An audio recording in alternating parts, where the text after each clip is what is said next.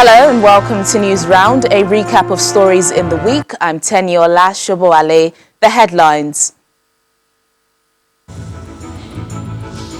President Muhammadu Buhari receives final report of the Justice Ayo Salami-led probe panel on alleged infractions by suspended acting chairman of the Economic and Financial Crimes Commission, Ibrahim Magu.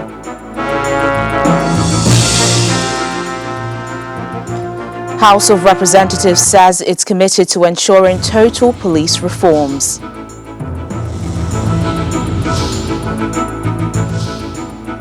South-South leaders demand apology from the presidency over absence at meeting in Port Harcourt. Plus,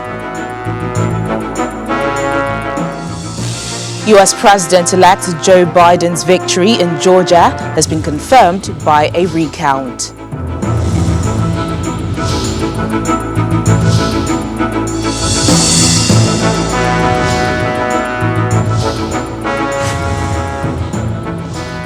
Newsround begins with a warning coming from the president saying that nobody is too big to be probed in the fight against corruption in Nigeria.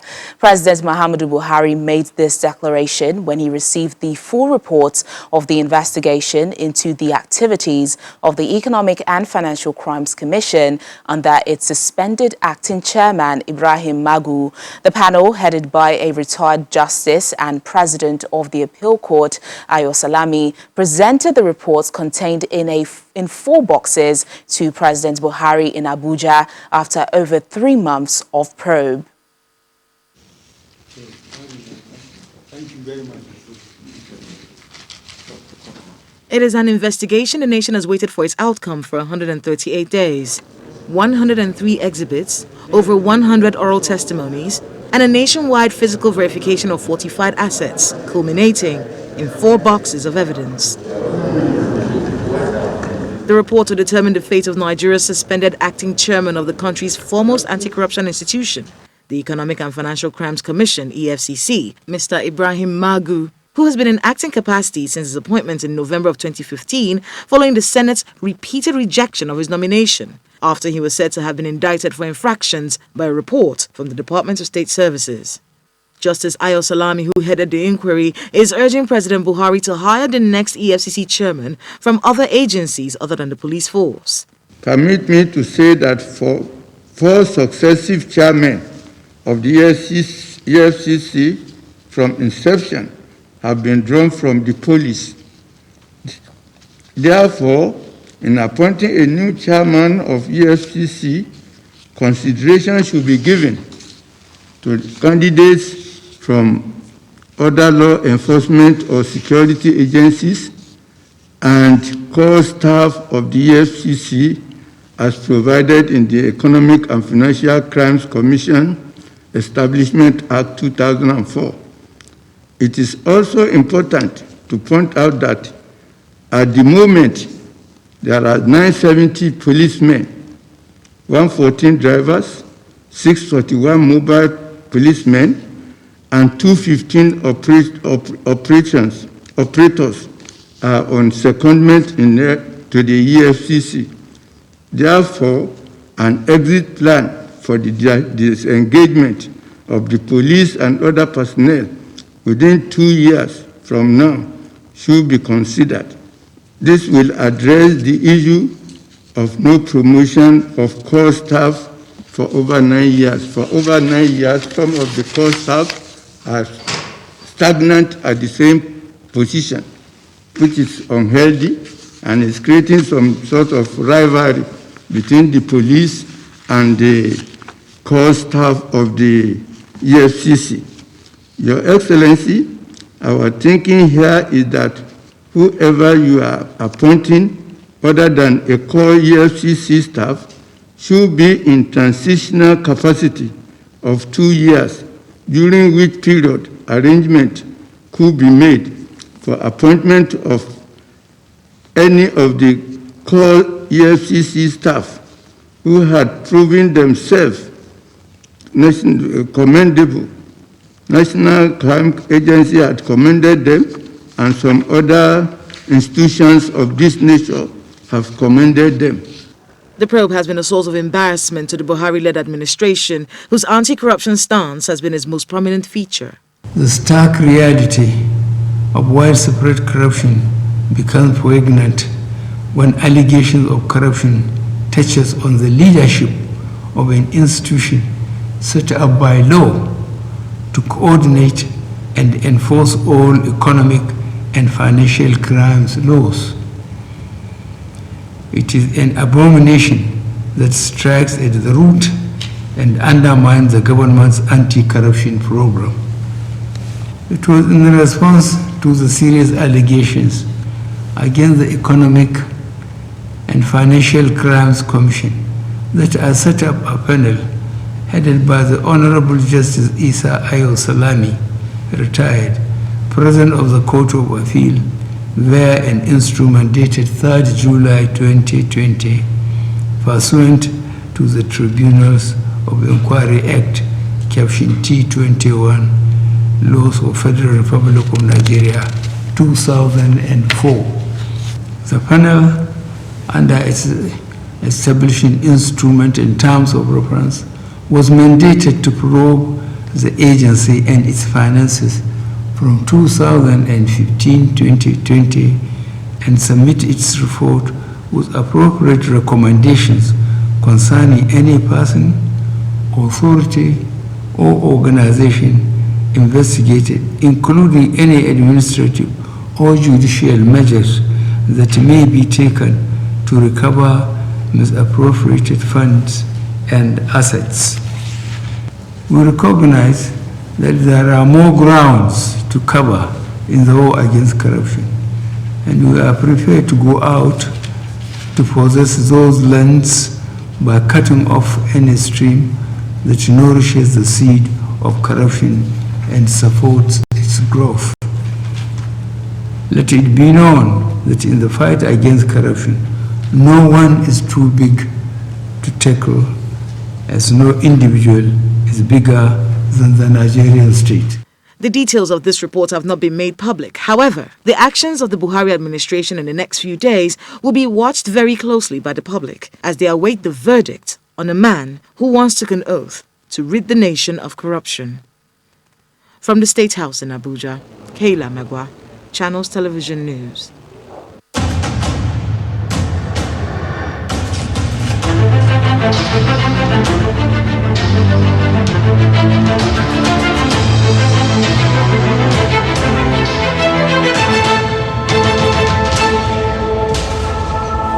It's a breath of fresh air for NSAS protester Peter Eromosella, who has been finally released from police detention in Lagos 2 days after meeting his bail conditions. Eromosella, who was arrested on November the 7th, 2020 over alleged terrorism and inciting civil unrest during the NSAS protest, was granted bail in the sum of 1 million naira by the Magistrate Court in Yaba, Lagos on November 17th. Before he was released, the court had rejected the request by the police for an order to detain him for another 30 days. Apprehension gives way to despair in front of the court as the police, with a heavy presence, cordon off the road leading to the court gates. Many, including journalists, were denied access as another round of protests broke out. Tense moments by angry youths in support of Peter Eromosella, charged by the state with inciting violence and terrorism during the NSAS protests.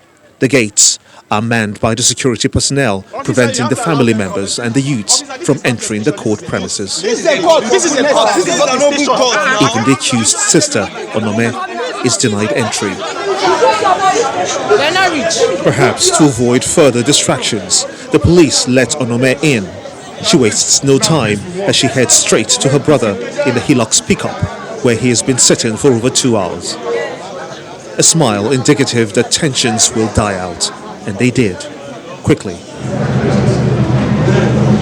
Peter Eromosella takes the stand as the proceedings commences. Here, counsel to the state pleads for 30 days to investigate the alleged criminal act in the matter. But the defense counsel will have none of that, saying that the fundamental rights of his client has already been violated in the past 10 days of arrests and detention. He asked the court to dismiss the application for lacking merit, which the magistrate did.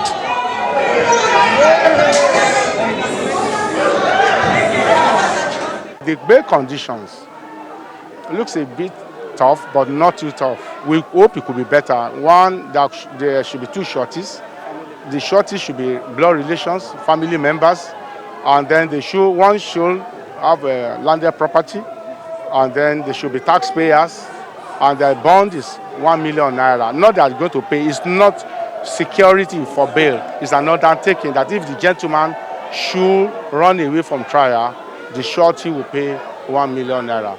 Counsel to the state declines comments, but the relief is welcomed by the Eromosella family.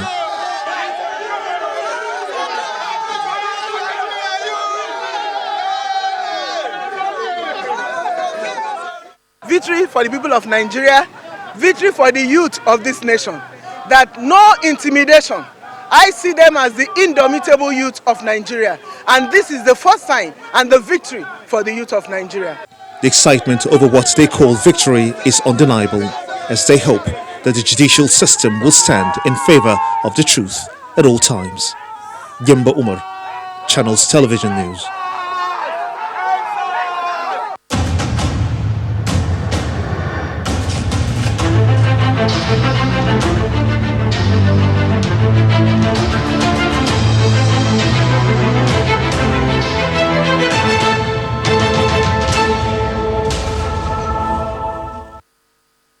Meanwhile, the call for the reform of the Nigerian police continues to echo, and the Speaker of the House of Representatives, Mr. Femi Gbajabiamila, is promising that the legislative arm will ensure a better police system.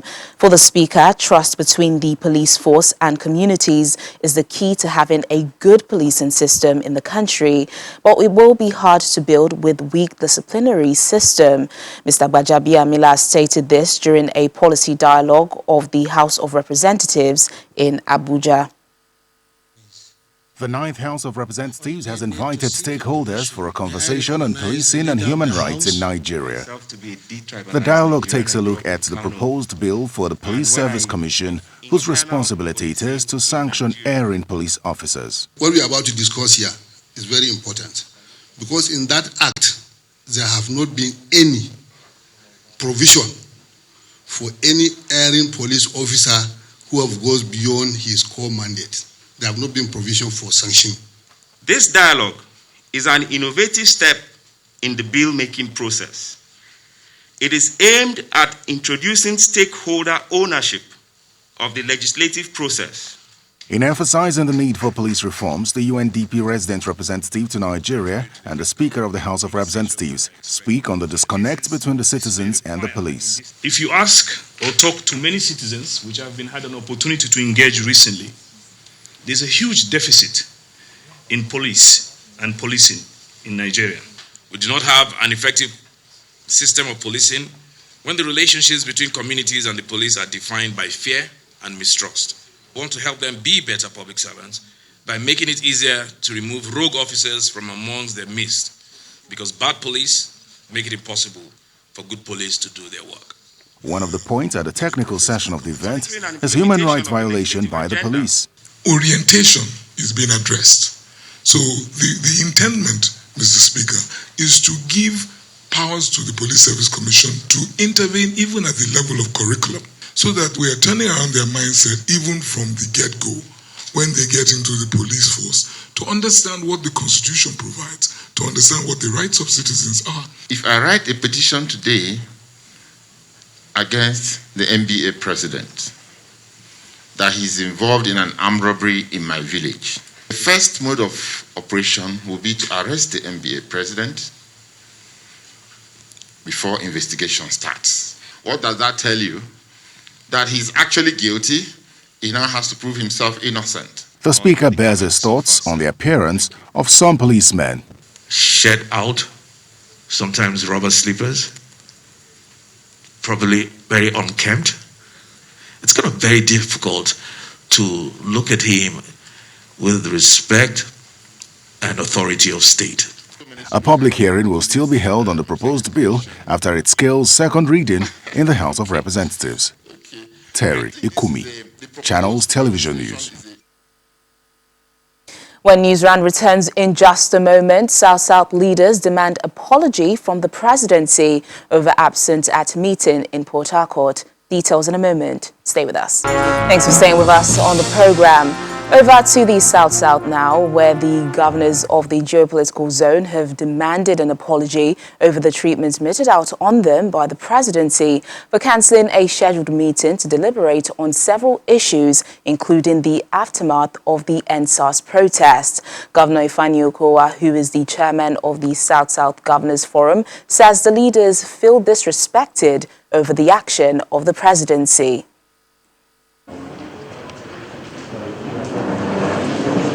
Six governors from the South-South geopolitical zone, traditional rulers, youth groups, women leaders, major stakeholders seated at the banquet hall of Government House in Port Harcourt for a scheduled meeting with the presidency to be led by the president's chief of staff and ministers from the region.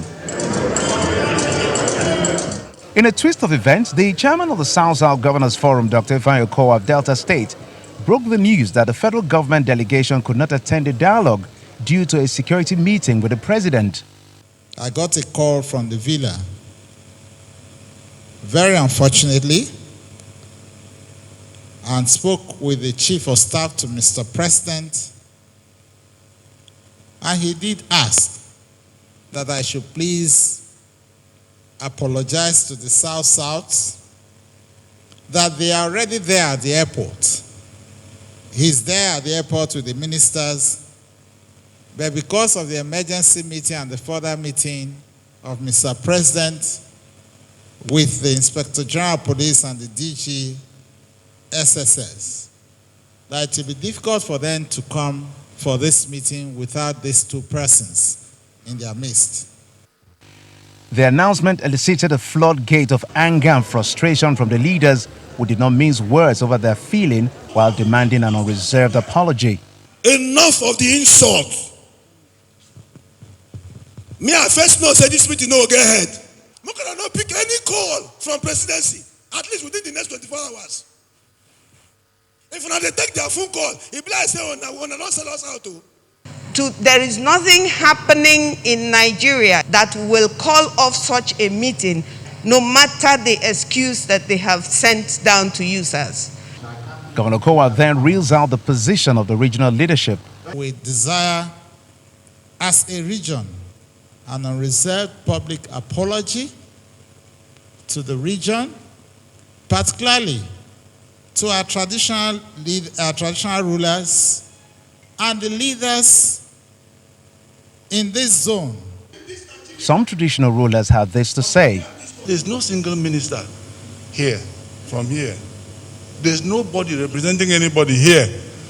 And 6 of you are there, and all of us are here. We are going to take a decisive decision. We felt this is a complete disregard for the traditional rulers and the region. The anger, frustration and utter disappointment in the room is visible as these leaders say they feel disrespected and will not tolerate a reoccurrence. From Port Harcourt, Jeffrey Uzongo, Channels Television News. Meanwhile, the presidency has since explained that the federal government delegation failed to make it to the meeting due to an emergency security meeting held at the presidential villa on the day of the meeting. To legal matters now, the Supreme Court has affirmed Doye Diri as the duly elected governor of Bayelsa State.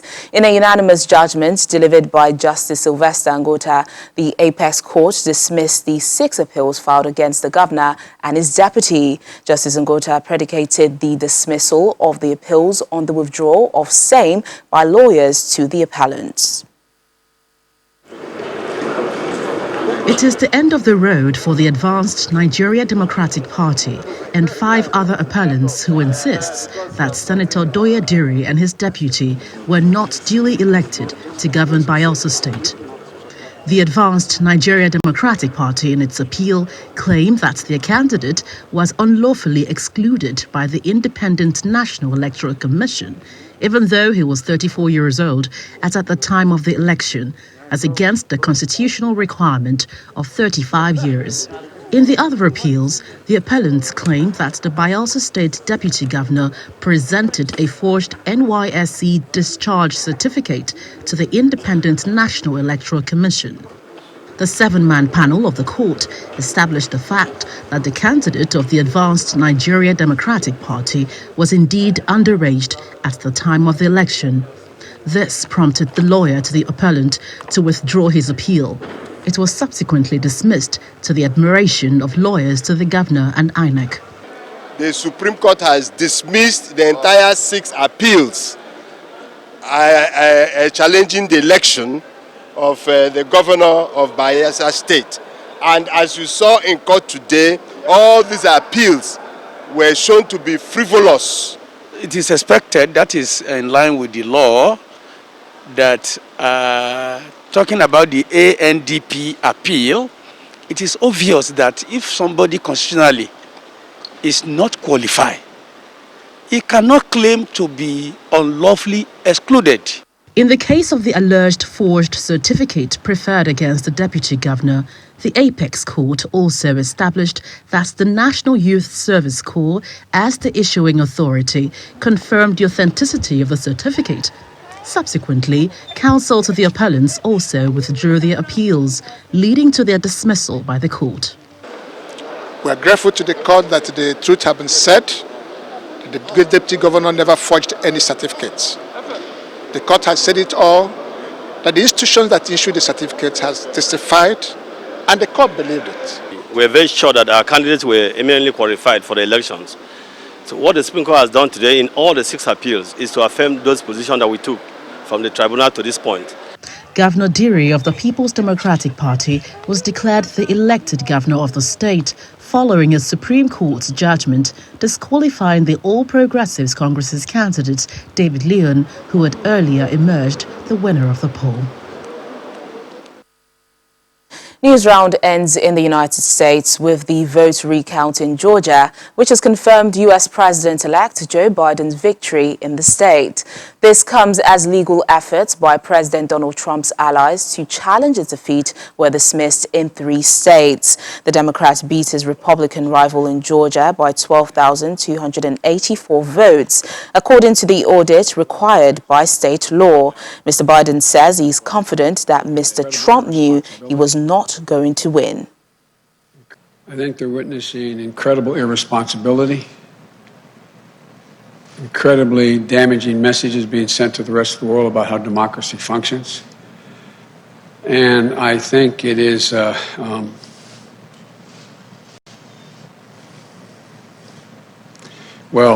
I don't know his motive, but I just think it's totally irresponsible. No, I'm not concerned the vast majority of the American people. They've already, all the polling data has indicated, although the Republicans who worry about it is higher, but over 78% of the American people believe it's, without question, it's legitimate. I just think it's, and I think most of the Republicans I've spoken to, including some of the governors, think this is debilitating. It's not it sends a horrible message about who we are as a country. And that's Newsround this week. Thank you so much for watching. I'm Teniola Shobowale. Enjoy the rest of your weekend.